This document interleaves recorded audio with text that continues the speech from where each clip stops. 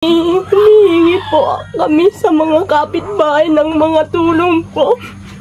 Humihingi po kami ng bigas at grocery. Sa totoo nga lang po yung isang kapitbahay po namin kanina, binigyan kami ng 100, tapos yung isasahing po namin. Mga kababayan, nandito po tayo sa isang lugar na kung saan may kababayan po tayo na sobrang hirap sa buhay. Ako may nalulungkot sa katayuan ng sitwasyon nila. Ito po yung bahay nila na nakakagulat at hindi ko sukat nakalain na ito madadatnan ko sa mag-inang ito. Ito po yung bahay nila, butas-butas po ang atip at butas-butas din po ang dingding. May makakausap natin siya kasi parang wala pa siya dito. Tatawagin natin. Mga kababayan, pupuntahan ko po siya. Tao po! Good morning! Ikaw yung nakatira dito? Opo. Pwede ito makausap? Okay lang po. Sige. Ito ang bahay nyo? Opo. Ay, mga kabayan, ito po yung ano nila. Bahay nila na butas-butas ang bubong. Ang baba! Mabuti nagkasya kayo. Dito lang po sila nakatira. So, anong pangalan mo, ma'am? Mayra po. Mayra, ilang taon ka na? 22 years old po. Taga dito ka talaga? Taga Divilacan po ako. Yung asawa ko ang taga dito. Ang layo ng Divilacan. Paano ka napunta dito? Doon po kami nagkita. Tapos dinala ka dito? Opo. So, ganitong buhay nyo dito. Kumusta ang pamumuhay ninyo? Mahirap po. Sa totoo nga lang po ang mister ko po sa isang tukay, isang hain po namin. Tapos hinihingi po kami sa mga kapitbahay ng mga tulong po. Humihingi po kami ng bigas at grocery. Sa totoo nga lang po yung isang kapitbahay po namin kanina, binigyan kami ng 100, tapos yung isasahing po namin. Kawawa naman. So, ganun lang ang pagkain nyo dito. Minsan nakakain kayo ng maayos? Hindi po. Sa totoo nga lang po, minsan hindi po kami kumakain dahil wala pong trabaho ang aking asawa. Nakakahabag naman ang poso ito, ma'am. So, yung mga bata nakakain ng maayos? Hindi po. Minsan po humihingi yung anak ko ng pang-merienda. Wala po akong maibigay po. Balita ko, minsan hindi kayo nakakapaglaba dahil wala kayong sabon. Opo, yun po ang isa. Oo, sige lang. Ganyan talaga ang buhay. So, gaano ka nakatagal dito na ninirahan? 4 years po. 4 years. Plus, ang bahay niyo napakababa ng nakakatulog kayo ng maayos dyan? Hindi po. May kuryente kayo? Wala po. Wala din kayong kuryente? O, pwede kong tingnan yung loob ninyo, ma'am? Okay lang po. O, sige mga kababayan, titingnan po natin ang loob ng bahay nila kasi kawawa po talaga. Nakita ko parang ako man hindi magkasya. Oo, napakababa. Ay! Butas-butas po ang ang atip nila. Ito po, Tapos ito lang po ang tulugan nila. Napakababa. O parang wala pang 1 meter. Butas pa. Napapansin niyo po mga kabayan yung yung atip nila. Halos 3 dangka lang po sila na po ang yung abot na po higaan nila. Grabe yung buhay nila. Kawawa man.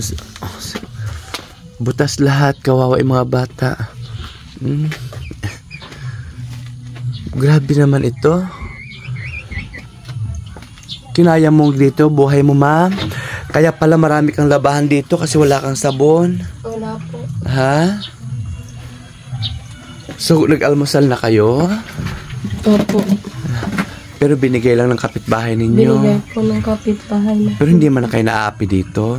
Hindi man kayo inaawa? Hindi kayo inaapi? Hindi naman po. O, mababait naman talaga sila dito. Opo. Ito yung panganay mo? Opo. Bibi, anong pangalan mo, Bibi? Ano pangalan niya? Denmar po. Denmar. Ano pangalan? Ilang taong ka na? Sige, tiha. Huwag kang mag-alala, May awa ang Diyos, may tutulong sa atin. So, kung sakasakali may tutulong sa'yo, ano ang gusto mong hingiin or pwede ka manawagan, baka sakali may gustong tumulong sa'yo, kahit sa yero man lang, kahit ang pagkain man lang, singa. Kahit bahay na lang po kung pwedeng matulungan nyo kami. Kahit konting grocery, bigas, ganun po. Tapos, mga damit ng mga bata po. Mga damit ng mga bata? Opo. So, ang bigas lang ang problema nyo, ano? Bigas ang number 1 po na problema namin, pati ulam. So, ngayon, may pananghalian pa kayo? Isang takal na lang po. Isang takal, binigay lang din ng kapitbahay mo yan. Tapos, sabi ng kapitbahay mo, binigyan lang daw kayo ng 100 kanina? Opo. Para makakain kayo, kawawa naman. So, ganito ang buhay mo dito, maghapon? Opo. Gaano kahirap ang buhay nyo? Mahirap po talaga. Hindi ka nanghihingi ng tulong sa mama mo? Nanghihingi po ako kasi malayo po sila. Wala po akong magagawa kung malayo po sila sa akin. Pero alam ba mo ng pamilya mo na ganitong buhay mo dito? Hindi po. Kawawa naman. Te, sige lang, may bibigay kong konti. I'm sorry ha, kasi aksidente lang kasi nadaanan kita dito. So, hindi ako nakapamili. Magbibigay ako sa'yo ng ano, ha? Ay, sorry. Sa binigay niyong tulong sa akin. Huwag ka mag-alala. Tututuan kita at babalikan kita, ha? Basta panalig lang tayo sa Panginoon. Opo. Naniniwala ka ba na may himala? Oo po, naniniwala po. Naniniwala ka ba na nandyan si God? Opo. Kasi sa totoo lang po, linggo-linggo po akong nakikipagsimba. Para lang ma-resolve ang aming problema na si God lang po. May alam lang po, may mga problema nga. Kaya po bang problema mo, di ba? Kaya naman natin, di ba? So, paano natin solbahan nyo kundi manalig sa kanila? Nakatulog nyo kayo na maayos.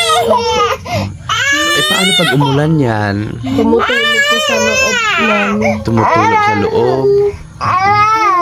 So, nababasa kayo. Ang bata, paano yan sabi mo? Kasi sobrang init, ano? Pag mainit po siya, humihiga siya sa semento, tapos